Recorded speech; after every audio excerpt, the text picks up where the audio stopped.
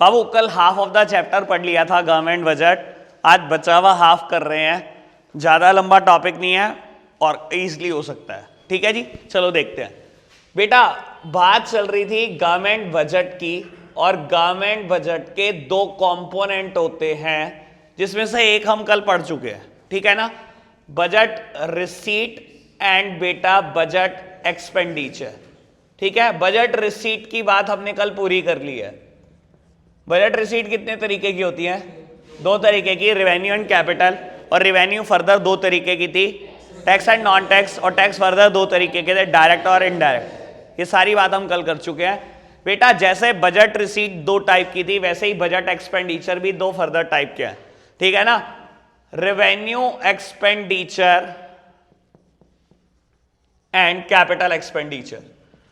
Revenue expenditure and capital expenditure, definition लिखने का तरीका भी लगभग सेम है। डेफिनेशन तो सेम नहीं है, लिखने का तरीका सेम है। नाइदर क्रिएट एसेट्स, बेटा वहां पर लाइबिलिटी था, causes are reduction in liability.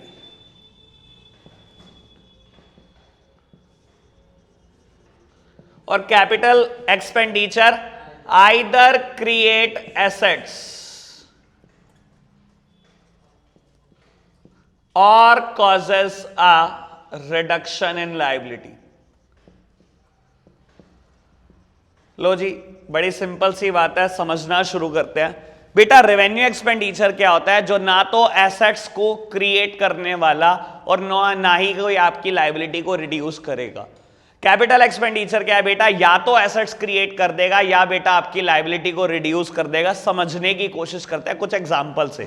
बेटा गवर्नमेंट बहुत सारे एक्सपेंसेस करती है, ठीक है, ठीक है। कुछ एग्जांपल देखते हैं। सैलरी एंड वेजेस, बेटा इतने सारे गवर्नमेंट डिपार्टमेंट है, उनकी इतनी सारी सैलरी जाती है। पहली बात तो खर्चा है कि नहीं?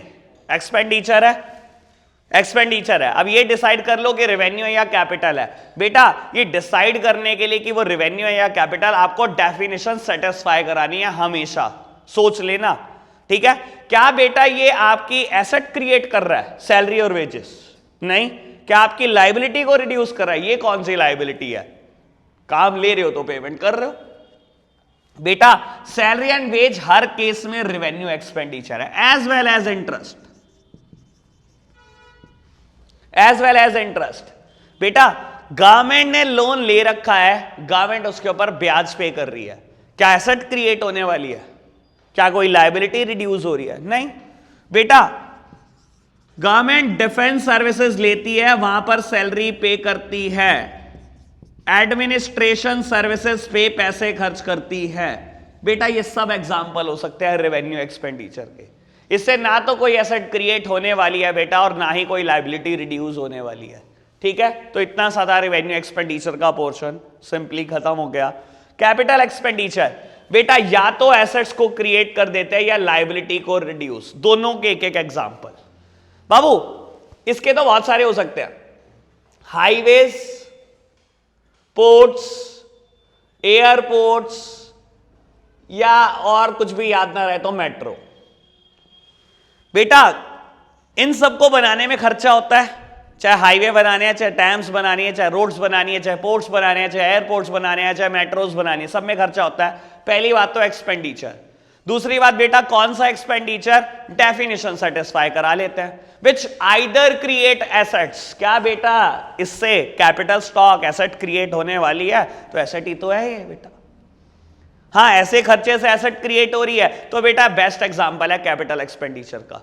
और causes are reduction in liability, इसका एग्जांपल भी देख लो बेटा। रीपेमेंट ऑफ लोन, गवर्नमेंट ने लोन ले रखा था, आज लोन वापस कर दिया। बेटा लोन वापस करने से क्या होगा? पैसा गया भाई, पहले तो ना पहले ये सोचा करो एक्सपेंडिचर है रिसीट। लोन वापसी करने से क्या हुआ? एक्सपेंडिचर हुआ। हाँ हुआ। अब बेटा डेफिनेशन सेटिस्फाई कराओ, क्या होगा रीपेमेंट ऑफ लोन से? बेटा कहीं ना कहीं आपकी लाइबिलिटी रिड्यूस हो जाएगी, इसीलिए कैपिटल एक्सपेंडिचर। बात क्लियर? इसमें तो कोई दिक्कत नहीं है। हाँ ये तो वैसे भी इजी था। चलो बढ़ते हैं आगे। वैसे बता देता हूं, अब जो टॉपिक करेंगे स्टार्ट, पेपर में शक्ल देखने को 100% मिलेगी। आज वैसे नंदनी और के एग्जाम में भी आ गया, ठीक है। चलो खैर, आज जो टॉपिक करेंगे पेपर में शक्ल देखने को पक्का मिलेगी, ऐसा नहीं हो सकता ना मिले। बाबू बजट 3 तरीके का होता है। अब इसके ऊपर टाइम खर्च नहीं करूंगा मैं। Balanced government budget, balanced government budget, surplus budget and deficit. तीनों वर्ड क्लियर है कि नहीं, बस ये बताओ बेटा। बैलेंस गवर्नमेंट बजट कब होगा? जब बेटा budget revenue is equals to budget expenditure, हमेशा बैलेंस्ड होगा। बेटा सरप्लस कब होगा? जब budget revenue greater than budget expenditure. और डेफिसिट कब होगा? जब budget revenue is less than budget expenditure. पक्का? गवर्नमेंट कौन सा चाहती है? नहीं बेटा, हर देखो, अगर आप हमारी गवर्नमेंट के एंगल से सोचो तो उनके खर्चे हमेशा ही ज्यादा रहता है, वो यहां पर है। इनिशियली तो कभी नहीं चाहते कि सरप्लस पे आ जाए, वो चाहता है ठीक है बस कुछ भी ना हो तो बैलेंस तो हो ही जाए यार, किसी भी तरीके से बैलेंस कर दो, डेफिसिट में ना रहे बजट, ठीक है। तो हमारी गवर्नमेंट का एम हमेशा क्या रहता है? बैलेंस्ड गवर्नमेंट बजट मिले हमारे को। चलो देखते हैं, बस मैंने अभी यही समझाना था इसमें, क्योंकि मेरे को इसका इस्तेमाल करना आगे। चलो जी बढ़ते हैं आगे। मैं एक छोटा सा डायग्राम आपके लिए फ्रेम कर देता हूं, क्योंकि मैं डायग्राम का बार बार यूज करूंगा, ठीक है। चलो बेटा, गवर्नमेंट बजट 2 पार्ट है, budget revenue and budget expenditure. Further 2 part इसके हैं, रेवेन्यू रिसीट्स, बजट रिसीट।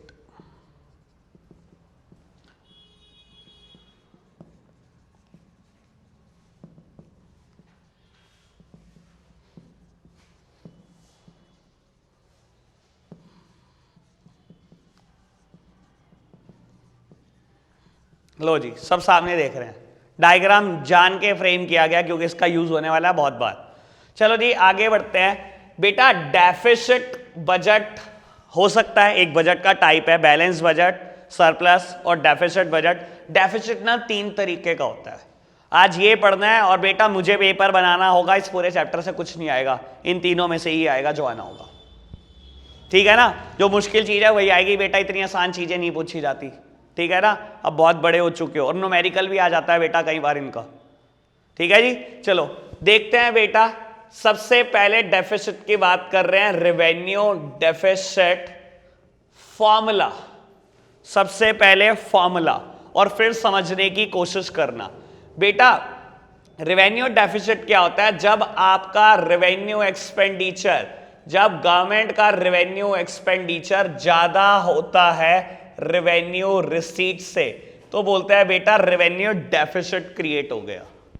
यानी कि कहने का मतलब क्या है बेटा? ये खर्चे ज्यादा हैं एज कंपेयर टू दिस।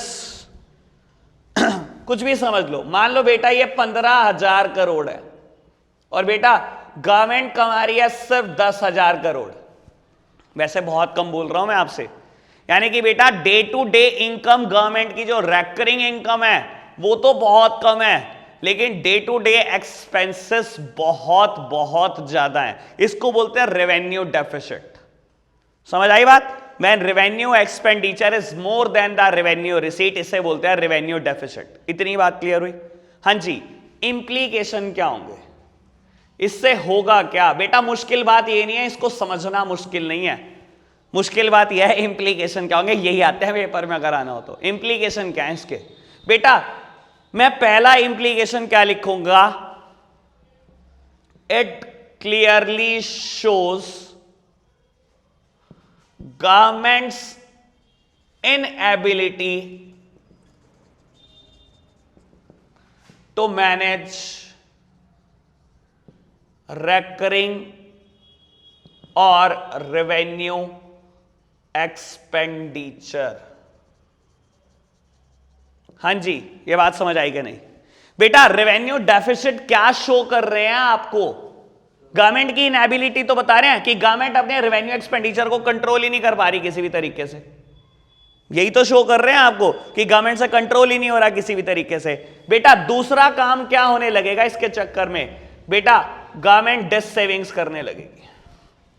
अगर गवर्नमेंट ने कभी सेव किया होगा ना बेटा, क्योंकि खर्चे ज्यादा हैं, रिसीट कम है, गवर्नमेंट डेथ सेविंग करके भी खर्चे करेगी। करना पड़ेगा, मैनेज तो करना ही है, क्योंकि वी वांट बैलेंस बजट। यार सीधी सी बात है, हमें क्या चाहिए, हमें तो बैलेंस चाहिए किसी भी हाल में, ठीक है ना।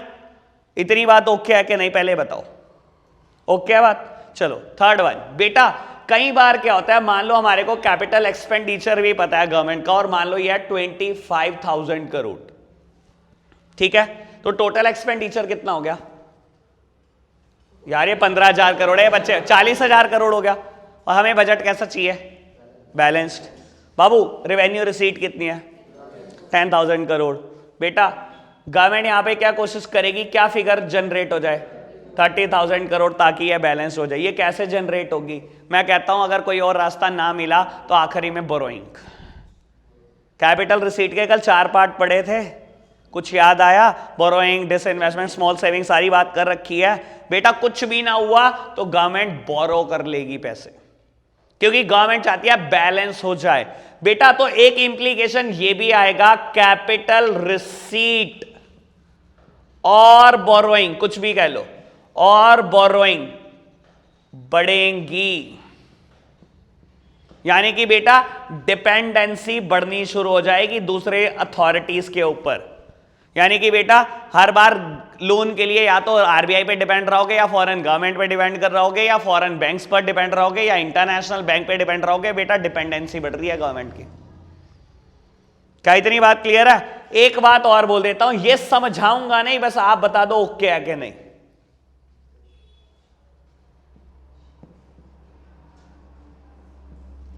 आप ओके करो, होगा कि नहीं।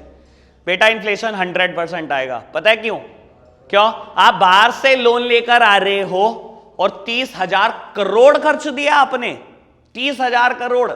बेटा क्या होगा, इकॉनमी में मनी सप्लाई बढ़ गई। मनी सप्लाई हमेशा बढ़ने से इन्फ्लेशन आता है।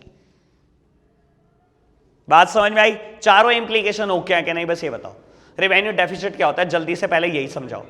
बेटा जब भी रेवेन्यू एक्सपेंडिचर ज्यादा होगा, रेवेन्यू रिसीट से हम बोलेंगे रेवेन्यू डेफिसिट है, ठीक है। इंप्लीकेशन क्या है बेटा, क्या ये शो कर रहा है गवर्नमेंट की इनएबिलिटी, कि गवर्नमेंट अपने रेकरिंग खर्चे भी नहीं मैनेज हो पा रहे? क्या ये बेटा गवर्नमेंट को डिस सेविंग करके कवर करने पड़ेंगे, या अगर कवर नहीं हुए तो बेटा कैपिटल रिसीट या बोरोइंग से कवर करने की कोशिश करेगी, जो बेटा रिजल्ट करेगा इन्फ्लेशन में। बात ओके? इतनी बात में कोई दिक्कत तो नहीं? चलो ठीक है। नेक्स्ट डेफिसिट, अभी सामने ही देख रहे हैं आप बेटा, अभी आप सामने ही देख रहे हैं। नेक्स्ट के इंप्लीकेशन इससे थोड़े से सिमिलर हैं, लेकिन एक इंप्लीकेशन बड़ा डेंजरस है। लो जी, यही तो समझना है, डेंजरस चीजें ही तो समझने के लिए बैठे हैं, आसान चीजें कहां समझनी चाहते हैं हम। बेटा second one is fiscal deficit. इसका फॉर्मूला क्या होता है बेटा, total expenditure minus total receipt excluding borrowing. Total receipt excluding borrowings. लो जी करते हैं बात। बेटा फिस्कल डेफिसिट किसके बराबर? रेवेन्यू डेफिसिट देखा था, revenue expenditure minus revenue receipt. Total fiscal deficit किसके बराबर है? Total expenditure minus total receipt including borrowing, sorry हाँ excluding borrowing. Why excluding borrowing? क्योंकि बेटा fiscal deficit is itself a borrowing. Fiscal deficit अपने आप में बोरोइंग ही तो है, तभी तो मना कर रहा है, बोरोइंग नहीं दिखा रही। लो समझने के लिए ये एग्जांपल आपके सामने है। बेटा टोटल एक्सपेंडिचर कितना किया आपने मेरे एग्जांपल में? 40,000 करोड़। टोटल रिसीट कितनी है? 10,000 करोड़। बेटा फिस्कल डेफिसिट आ गया 30,000 करोड़। ये कैसे कवर करती है government? Through borrowing. Fiscal deficit itself a borrowing, इसीलिए बोल रहा है एक्सक्लूड करना बोरोइंग को। वरना एक और बात करता हूं, एग्जाम्पल को थोड़ा और टेढ़ा करते हैं। बेटा अगर ये कैपिटल रिसीट 4 तरीकों से हो सकती है, 4 रास्ते हैं, कौन कौन से? बोरोइंग और डिसइन्वेस्टमेंट, स्मॉल सेविंग्स और रिकवरी। ठीक है, 4 रास्ते हैं। मैं बोलता हूं रिकवरी ऑफ लोन, डिसइन्वेस्टमेंट और स्मॉल सेविंग से आपको 20,000 करोड़ रियलाइज हो गए। ठीक है, चलो एग्जाम्पल में ट्विस्ट है, करो जी। टोटल एक्सपेंडिचर कितना है? 40,000 करोड़। हाँ जी, total receipt excluding borrowing, borrowing को छोड़ दो, कितनी है? 30,000 करोड़। बेटा ये 10,000 करोड़ फिस्कल डेफिसिट आ गया, कैसे कवर होगा? Through borrowing. फिस्कल डेफिसिट अपने आप में बोरोइंग है, इसलिए बोलता है एक्सक्लूड करना बोरोइंग को। एक बात। दूसरी बात, आपको एक और बात समझा देता हूं, न्यूमेरिकल करते टाइम इस चीज की बड़ी इंपॉर्टेंस है। आप देखोगे बहुत सारे न्यूमेरिकल में बोरोइंग दी होती है और आपको कहता है फिस्कल डेफिसिट कैलकुलेट करो, और बच्चे लग जाते हैं फॉर्मूला पूरा करने में। क्या जरूरत है? फिजिकल डेफिसिट अपने आप में बोरोइंग है भाई। बात समझ आई? इंप्लीकेशन, इंप्लीकेशन क्या है? मैं इसको रब करके ऊपर ही लिखता हूं इंप्लीकेशन। बेटा इंप्लीकेशन यकीन मानना, 2 तो आराम से सो जाएंगी, तीसरी इंप्लीकेशन ही समझनी इंपॉर्टेंट है, वो मैं पहले नंबर पे समझा रहा हूं, सबसे पहले वही समझा रहा हूं। इंप्लीकेशन बेटा, अगर आपसे टोटल एक्सपेंडिचर मैनेज नहीं हो रहा ना, यकीन मानना आपकी गवर्नमेंट डेब्ट ट्रैप में फंस जाएगी बहुत बढ़िया तरीके से। मुझे ये कोई बता सकता है? डेब्ट ट्रैप में फंस जाएगी, फंस जाएगी समीक्षा, कैसे?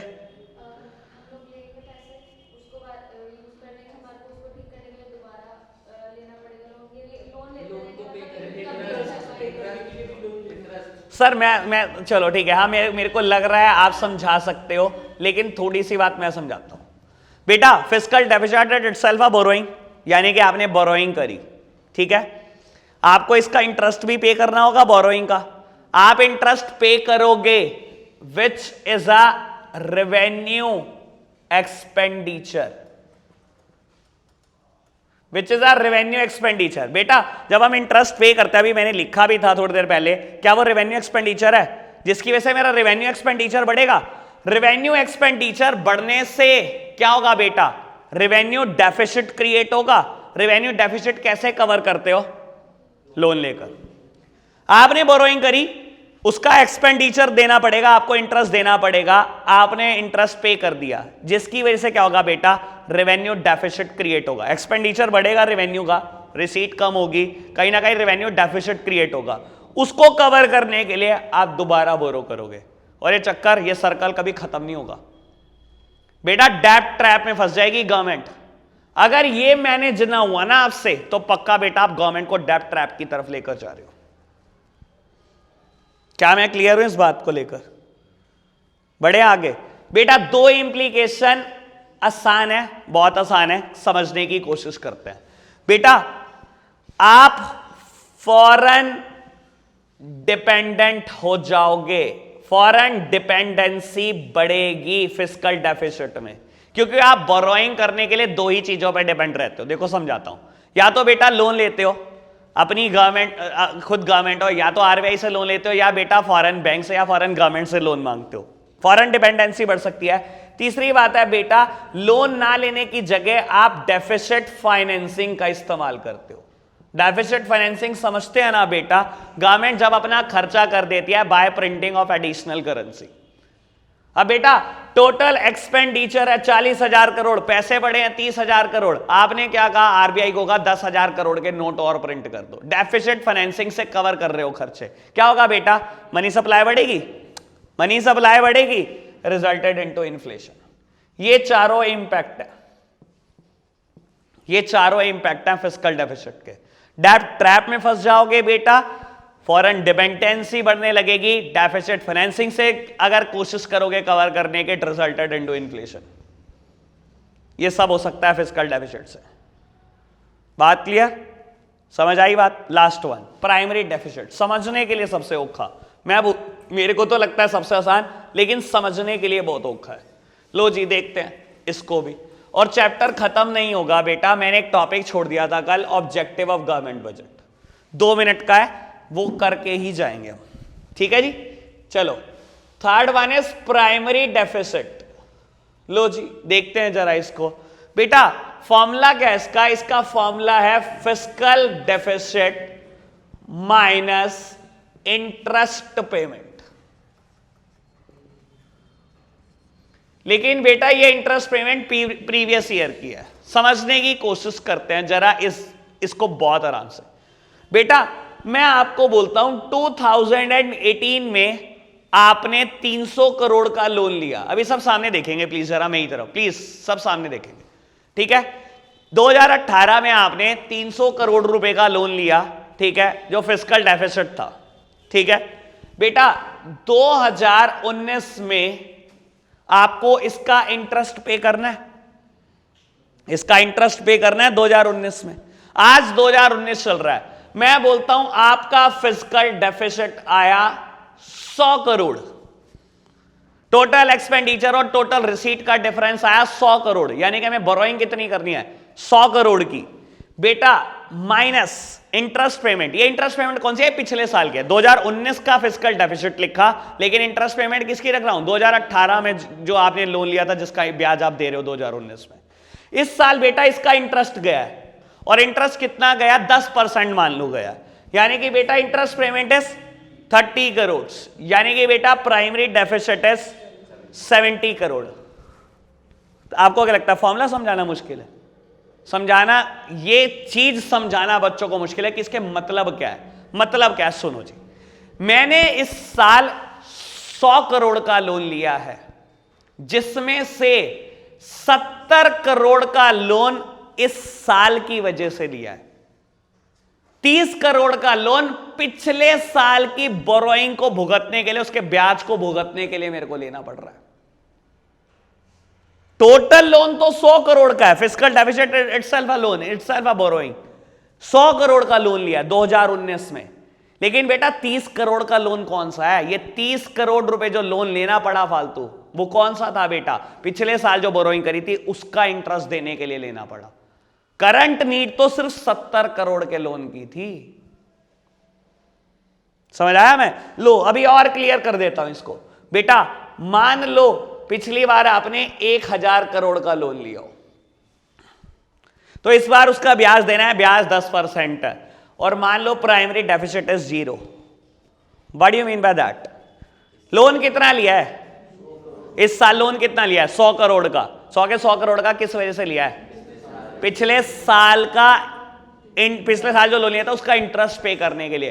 क्या आपका इस साल की कोई रिक्वायरमेंट थी लोन की? अगर बेटा ये पिछले साल लोन ना होता तो इस साल कोई भी रिक्वायरमेंट नहीं थी लोन की। समझ आई? ठीक है बेटा, यानी कि मैं बोल सकता हूं अगर प्राइमरी डेफिसिट 0 है या प्राइमरी डेफिसिट लो है, तो बेटा ये क्यों है? 0 क्यों है? 0 क्यों हो पा रहा है? क्योंकि बेटा कहीं ना कहीं प्रीवियस लोन का इंटरेस्ट की वजह से गवर्नमेंट को बोरो करना पड़ रहा है। अगर प्राइमरी डेफिसिट 0 है तो उसकी इंप्लीकेशन क्या है बेटा? गवर्नमेंट को बोरो करना पड़ रहा है सिर्फ इंटरेस्ट बर्डन की वजह से, अदरवाइज गवर्नमेंट को बोरो करने की जरूरत नहीं है। समझ आई बात? प्राइमरी डेफिसिट इफ 0 और इफ लो मींस क्या है इसका बेटा? Government has to borrow to cover the interest burden, otherwise कोई जरूरत नहीं थी लेने की लोन। बात ओके? तीनों तरीके के डेफिसिट क्लियर, ठीक है। चैप्टर लगभग खत्म हो जाता है। एक टॉपिक बचता है बेटा, ऑब्जेक्टिव क्या है गवर्नमेंट बजट के। लो जी, इसको भी खत्म करते हैं और बिल्कुल खत्म करते हैं चैप्टर को। कुछ 2 से 3 मिनट का है बात, ठीक है। Objective of government budget.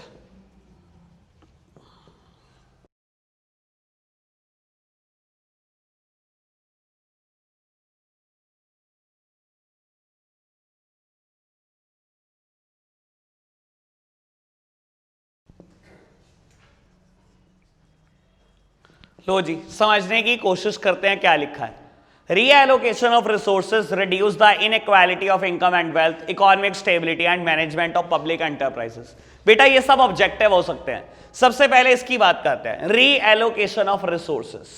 Babu, government resources को एलोकेट करती है बैलेंस बिठाने के लिए। इकोनॉमिक मोटिव और सोशल मोटिव गवर्नमेंट दोनों अचीव करना चाहती है। गवर्नमेंट चाहती है प्रॉफिट भी मैक्सिमाइज रहे और सोशल वेलफेयर भी रहे। मानते हो ये बात को? गवर्नमेंट चाहती है दुनिया कमाती भी रहे, हम भी कमाते रहे, और सोशल वेलफेयर पीस जरूर बना रहना चाहिए, ठीक है ना। बाबू लेकिन मान लो एक साल गवर्नमेंट ने बजट से पैसे किसी भी प्रोजेक्ट में लगाए, जरूरी है अगले साल भी वही लगाने हैं? क्या ये जरूरी है? क्या गवर्नमेंट रीएलोकेट कर सकती है अपने रिसोर्सेज को, पुराने प्रोजेक्ट से निकालकर नए प्रोजेक्ट पे लगा सकती है? लगा सकती है, ठीक है ना। मान लो बेटा गवर्नमेंट को इस बार दिखाई दे रहा है सोलर पैनल, एक लेटेस्ट इमर्जिंग डेवलपमेंट हुई है देश में, सोलर पैनल, हमें इसमें इन्वेस्ट करना चाहिए क्योंकि दुनिया इन्वेस्ट नहीं कर रही, या दुनिया को प्रमोट करना चाहिए इसमें इन्वेस्ट करने के लिए। कहीं ना कहीं बेटा इलेक्ट्रिसिटी से बहुत सस्ता पड़ेगा, कहीं ना कहीं फ्यूचर जमाना इसका है। गवर्नमेंट का अपने रिसोर्सेज को रीएलोकेट करता है। अगर दुनिया नहीं प्रोड्यूस कर रही तो बेटा या तो गवर्नमेंट डायरेक्टली खुद मैन्युफैक्चरिंग स्टार्ट कर ले, डायरेक्ट प्रोडक्शन गवर्नमेंट भी स्टार्ट कर सकती है। और दुनिया को प्रमोट करने के लिए गवर्नमेंट क्या करती है बेटा, गवर्नमेंट सब्सिडी भी ऑफर कर देती है, और अभी कर रखी है, 25% सब्सिडी दे रही है। 25% सब्सिडी है, आप कोई भी अपने घर पे लगवा लो, 25 लाख का प्लांट है, 25% पैसे गवर्नमेंट देगी, बाकी आप देंगे। समझ आई बात बेटा? रीएलोकेट करती है गवर्नमेंट रिसोर्सेस को, ठीक है ना। इकोनॉमिक ऑब्जेक्टिव भी पूरा रहे, सोशल वेलफेयर भी बनना रहे, ठीक है। Second one is reduce the inequality of income and wealth. बेटा गवर्नमेंट चाहती है इनइक्वालिटी क्रिएट हो। इंडियन इकोनॉमिक डेवलपमेंट में हम बात पढ़ते हैं इक्विटेबल डिस्ट्रीब्यूशन। हम कभी चाहते हैं बेटा किसी डॉक्टर की और उसकी क्लर्क की सैलरी में इतना डिफरेंस क्रिएट हो जितना डिफरेंस हो रखा है इकोनॉमी में? नहीं चाहते ना बेटा। गवर्नमेंट बजट से क्या करती है बेटा, रिच के ऊपर टैक्सेस बढ़ा रही है और पुअर के ऊपर टैक्सेस को कम कर रही है, और ऐसा हो ही रहा है।